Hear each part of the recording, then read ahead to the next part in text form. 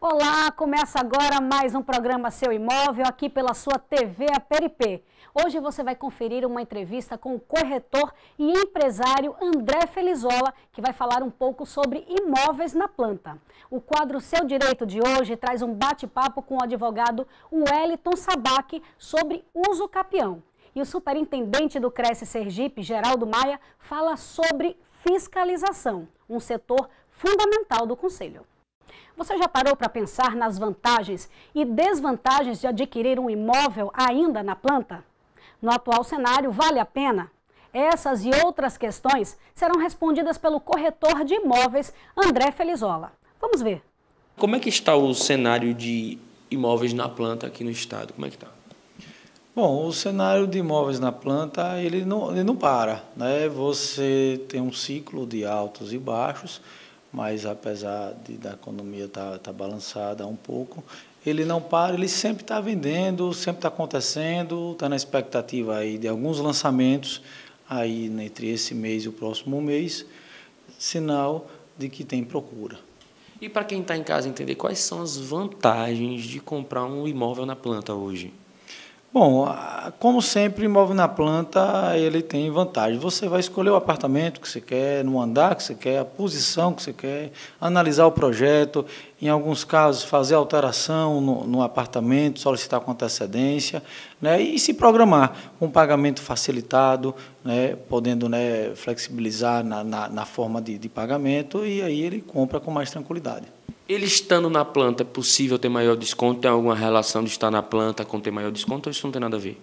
Não, tudo é momento, é a questão da oportunidade, né? Na planta, realmente, ele vai comprar um apartamento que vai estar com um preço, né, bom, como também o pronto, mas a tendência, na forma que ele vai ficando pronto, o apartamento na planta, ele vai valorizando, ele vai para o preço de mercado. Então, na planta, geralmente, ele vem com um preço mais acessível, além da facilidade de compra realmente facilitada. E com relação a essa crise financeira que o Brasil está passando, tudo encarecendo, cada dia mais a vida ficando complicada, quais são as recomendações que o cliente tem que tomar quando vai comprar um imóvel? O que é que ele tem que avaliar, além da crise financeira, é claro?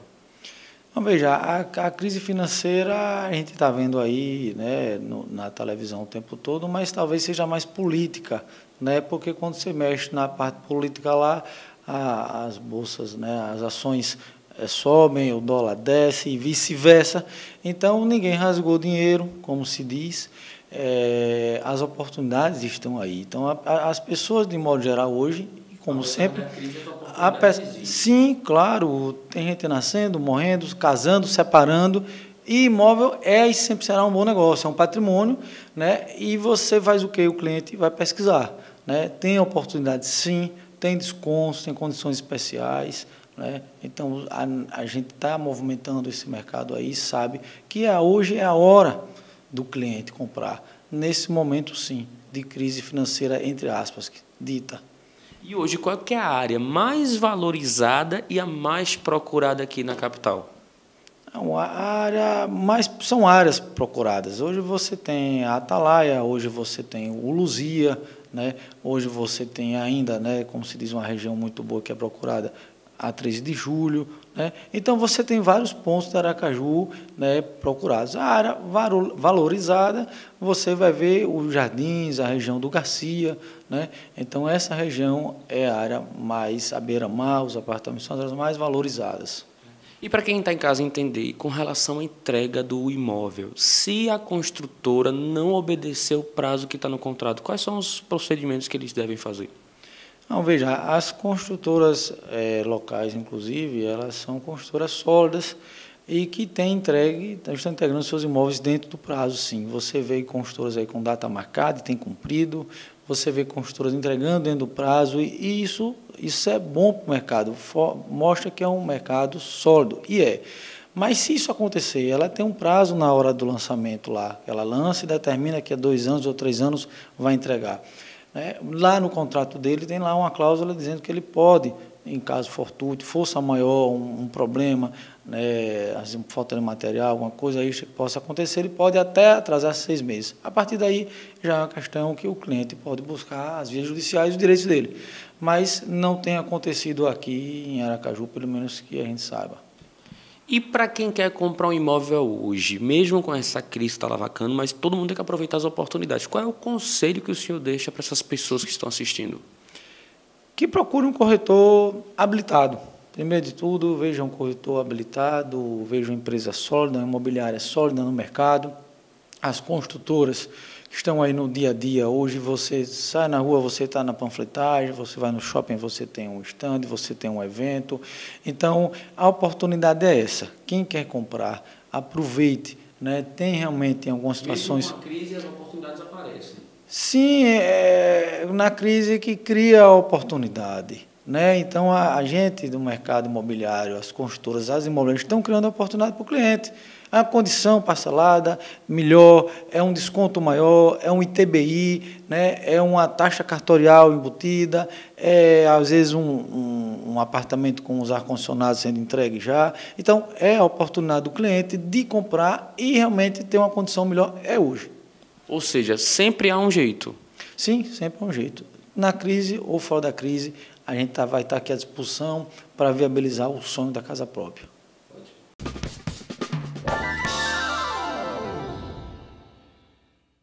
E quando o assunto é uso capião, são várias as dúvidas. O que é?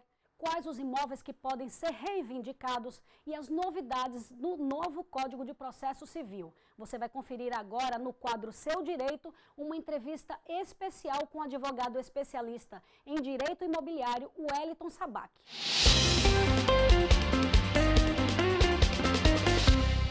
O que é o uso capião? Uso capião é uma forma de aquisição de propriedade de maneira primária, ou seja, não há um ato translativo, um ato de transferência de propriedade de maneira voluntária de uma pessoa para outra.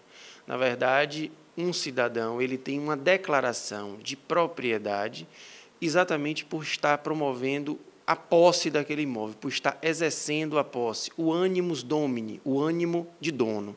Então, o exercício da posse, ele gera a possibilidade de uso capi, ou seja, de adquirir sem necessidade de uma transferência de imóvel, seja por doação, seja por compra, como normalmente se dá. E quando é que se dá o uso capião? E quais são os casos que pode-se usar esse termo e essa... Não sei nem a palavra, explique. O uso capião, o antigo Código de Processo Civil, ele remetia todo o procedimento de uso capião para o crivo do judiciário. Então, era necessário que mesmo a pessoa que exercia o animus de domini, que exercia essa posse, pelo período aquisitivo necessário, que vai variar de 5 a 20 anos, a depender do tamanho do módulo, falando a título de direito, é o tamanho do bem a ser usucapido. Como também, se, porventura, esse imóvel tiver uma matrícula imobiliária, se o proprietário que figura naquela matrícula, ele mora na mesma comarca, o tempo aquisitivo de propriedade através de uso capião é menor. Se o cidadão morar em outra comarca, a pessoa que pretender promover o uso capião daquela propriedade em desfavor de quem mora em outra comarca, o período aquisitivo de propriedade é maior, já para exatamente prevenir essa pessoa que não está morando no lugar, enfim. Com o advento do novo Código de Processo Civil, abriu-se a possibilidade de promover esse uso capião via cartório. Mas, para promover esse uso capião, não pode haver contenda, não pode haver lide. Então, se houver a oposição de alguém, a contestação de alguém a respeito daquele uso capião pretendido por um indivíduo, o cartório de registro de imóveis, através de seu tabelião, deverá remeter aquele pedido extrajudicial para o crivo do judiciário, que continuará, basicamente, o uso capião, tendo os mesmos requisitos que antes.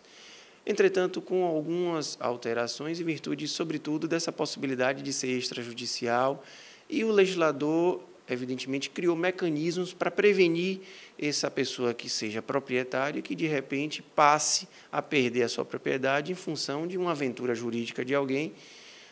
E aí foram criados alguns mecanismos, como, por exemplo, a necessidade de a pessoa que está requerendo o uso capião extrajudicial, ou seja, junto ao cartório, ele deve juntar uma planta do imóvel com a assinatura naquela planta de todos os vizinhos e seus cônjuges. E essa planta ela tem que ter a emissão de ART, ou seja, de uma responsabilidade técnica, assinado por um engenheiro, com devido registro, enfim, pagamento da taxa correspondente. Deve ser também juntada a esse pedido extrajudicial certidões negativas de existências de demanda, tanto contra aquela pessoa que está promovendo o pedido de uso capião, quanto contra aquele imóvel. Ou seja, tem que ficar claro para o tabelião que aquele bem não está sendo alvo de nenhuma demanda judicial.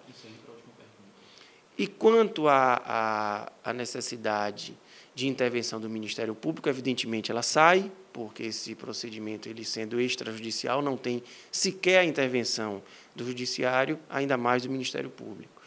Há ainda, e com muito cuidado o legislador viu isso, a necessidade de se promover a promoção de edital para que interessados, porventura, naquela situação jurídica apresentada ao cartório, possa se manifestar. Então, ou seja, quem está buscando a aquisição de propriedade através de uso capião vai ter a necessidade, vai ter a obrigatoriedade de promover uma publicação em edital para que possa opor a todas as pessoas aquela sua intenção. Ainda assim, continuará existindo a necessidade de notificar as fazendas públicas estaduais, municipais e federais para que se manifestem a respeito daquela pretensão, para que possam efetivamente acenar se tem interesse ou não naquela área que está sendo alvo de uso capião extrajudicial. Um outro detalhe importante é que o uso capião ele deve ser promovido junto ao cartório de registro de imóveis da circunscrição daquele bem. Então, se porventura, num município onde haja apenas um cartório, será naquela comarca que deve se dar o pedido de uso capião. Num município onde há vários cartórios de registros de imóveis, esse pedido de uso capião ele deve ser direcionado ao cartório de registro de imóveis competente, ou seja, que abarque aquele imóvel naquela sua circunscrição. E o que foi que mudou em relação ao Código Civil? Antigo para o novo agora, o que foi em relação ao uso capião? Basicamente, a alteração que houve foi no sentido de não mais judicializar-se todos os pedidos de uso capião. Porque, no final das contas, a grande maioria dos usos capiões que eram promovidos, eles eram, na verdade, procedimentos e não processos. E por que a diferença entre procedimento e processo? Processo, basicamente, é quando há lide, é quando há triangularização. Um autor, o Estado juiz e o réu. Na grande maioria das vezes, dos usos capiões, não se dava esse tipo de coisa. Era apenas um autor pedindo a declaração de propriedade, aquisição de propriedade, junto ao Estado juiz, representado, no caso, pelo magistrado. O legislador, visando isso, assim como já fez com o divórcio há um tempo atrás, ele trouxe a possibilidade de se fazer esse requerimento diretamente junto ao cartório competente. Então, basicamente, a grande alteração que houve foi nesse sentido. E, num primeiro momento, eu até me assustei também quando vi que isso deixaria de ser 100% judicializado para haver a possibilidade de ser requerido diretamente ao cartório, o grande receio que poderia acontecer de aventureiros saírem por aí promovendo requerimentos extrajudiciais de uso capião e pessoas de boa fé acabarem perdendo suas propriedades em função dessas aventuras. Mas o legislador também previu uma série de obrigatoriedades que esse pedido deve seguir. Então, assim, a noticiação desse uso capião, ele vai continuar tendo que ser ampla e irrestrita, sob pena de, se alguma desses procedimentos ele não for observado pela pessoa que busca o uso capião, aquela pessoa que foi prejudicada com aquela atitude, ele pode se valer de uma ação anulatória e buscar do judiciário, sim, aí sim, através do judiciário, a declaração de nulidade daquela aquisição de propriedade. E agora, o superintendente do Conselho Regional de Corretores de Imóveis de Sergipe, Geraldo Maia, fala um pouco sobre fiscalização. Olá, eu sou Geraldo Maia, superintendente do Cresce Sergipe, e no programa de hoje vamos falar sobre um dos setores deste conselho, que é a fiscalização. A fiscalização é o coração do Cresce.